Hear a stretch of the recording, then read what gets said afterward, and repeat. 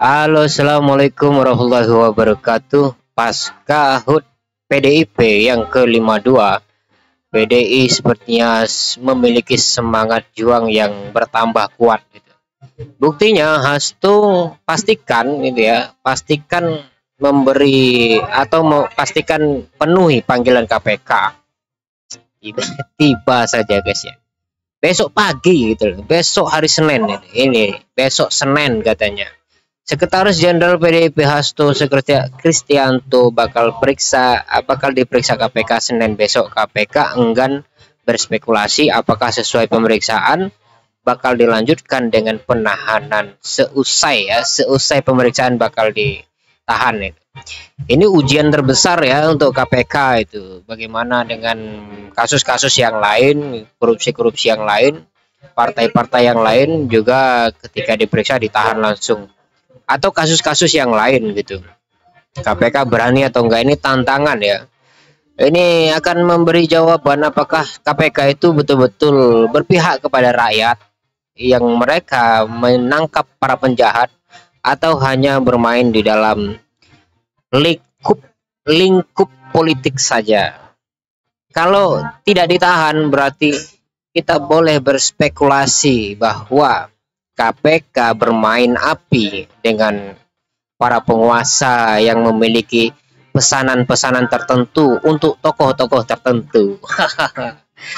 Mari kita baca beritanya, guys. Jakarta Kompas, Sekretaris Jenderal Partai Demokrasi Indonesia Perjuangan Hasto Kristianto memastikan bakal menghadiri panggilan Komisi Pemberantasan Korupsi atau KPK pada Senin 13 Januari 2025. Besok, hari ini hari Minggu ya. Di sisi lain, tim hukum Hasto menyebut ada sejumlah saksi yang diduga telah diintimidasi agar memberi keterangan dengan mengaitkan kasus ke Hasto. Namun KPK membantahnya. Ini dia sekarang sudah mulai saling serang media ya, saling serang opini gitu. Jadi ada tim dari Hasto Kristianto menyebutkan bahwa KPK melakukan intimidasi. Ini tuduhan yang sangat luar biasa, guys ya. Tuduhan yang sangat luar biasa. Apakah itu betul-betul terjadi? Namun KPK membantahnya ya. Ini kalau ini dituduh seharusnya KPK langsung laporkan saja tuduhan itu mencemarkan nama baik konstitusi ya. Tapi apakah ada payung hukumnya kita nggak tahu. Kita lanjut ya. Hasto seusai acara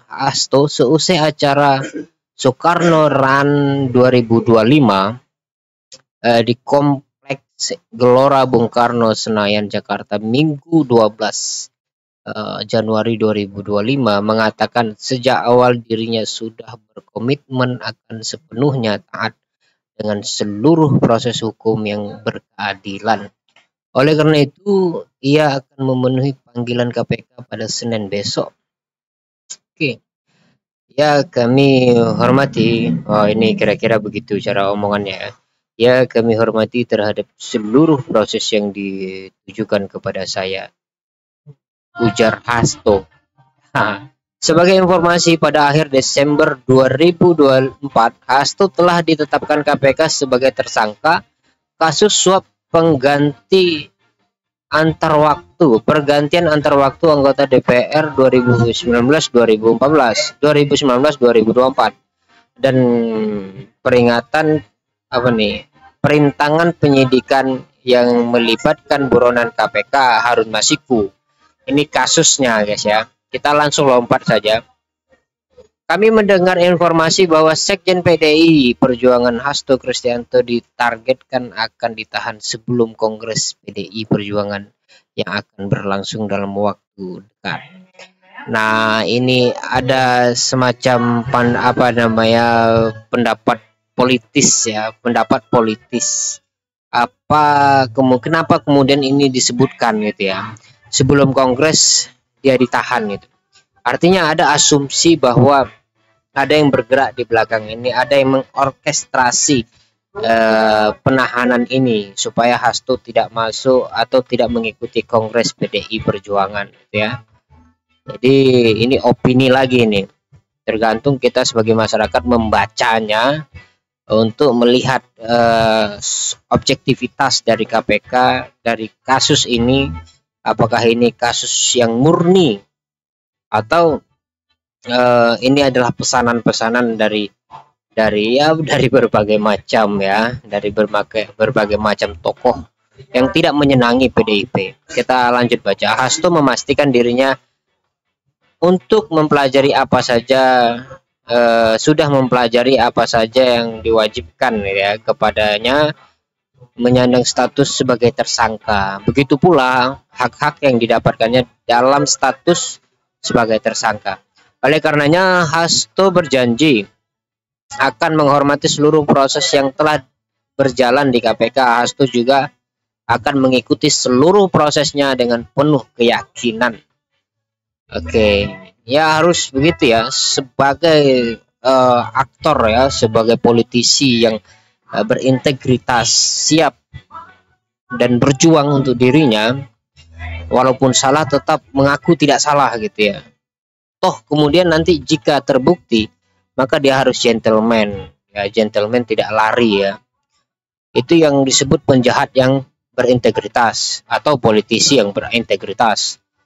Karena sejak awal kami tahu jalan yang ditempuh oleh PDIP sejak PNI Partai Nasional Indonesia pada masa Bung Karno, PDI hingga PDI Perjuangan, memang jalan-jalan terjal yang harus dihadapi dengan keyakinan ideologis, kata Hasto. Oke. Spekulasi ya, ini ditahan sebelum kongres, ini dia tadi spekulasi. Kalau ini memang betul terjadi, maka perang antara PDI dan KPK itu tidak akan pernah usai. Justru ini adalah semacam pemantik baru, pemantik api yang lebih besar lagi antara PDI dan KPK. Apalagi terbukti bahwa di balik KPK itu ada yang bermain gitu.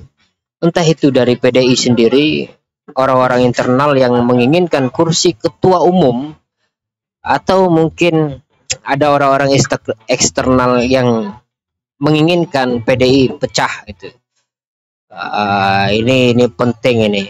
Maka asumsi ini perlu dikeluarkan di dalam media massa ya, supaya orang ikut melihat dan ikut ikut menerangkan keadaan itu.